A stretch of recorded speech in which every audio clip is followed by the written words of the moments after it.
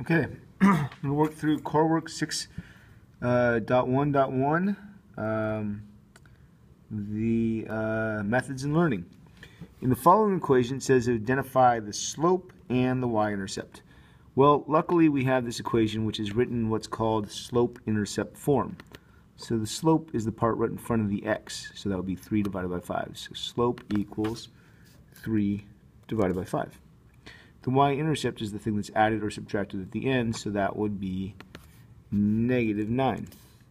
Synonyms for slope. Slope is how much or how a pattern is growing, so it's the growth number. It's also the number in front of x, the m, in other words. So, and then a synonym for the y-intercept. The y-intercept is the place where you start when you're graphing, so that's the start number. And it's also the thing that is actually at the end. It's being added or subtracted at the end. It's the variable b in y equals mx plus b format. Next, in the following equation, identify the slope and the y-intercept. Well, the problem here is that we're not given it in slope-intercept format. We're given it in what's called standard notation. So the problem is we have to get y alone. So it says in order to do this, we have to start by getting y alone. So the first thing we're going to do is we can get rid of this 3x. We do that by subtracting 3x from both sides.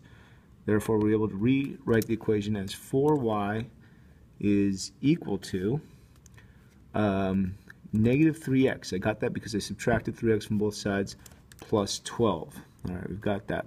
Now if I want to get y alone, I simply divide by 4 and it'll be completely alone. So I'm going to divide by 4 on both sides.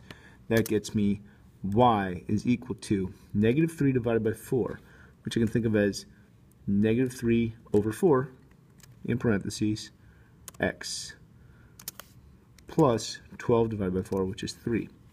So the tricky part there is that the -3 is being divided by 4. Since you can't really simplify that, you leave it as a fraction, and that's fine. Now we need to identify the slope. Well, now we have it in slope-intercept form, so this is pretty easy. This is slope-intercept form, so the slope is -3 over 4.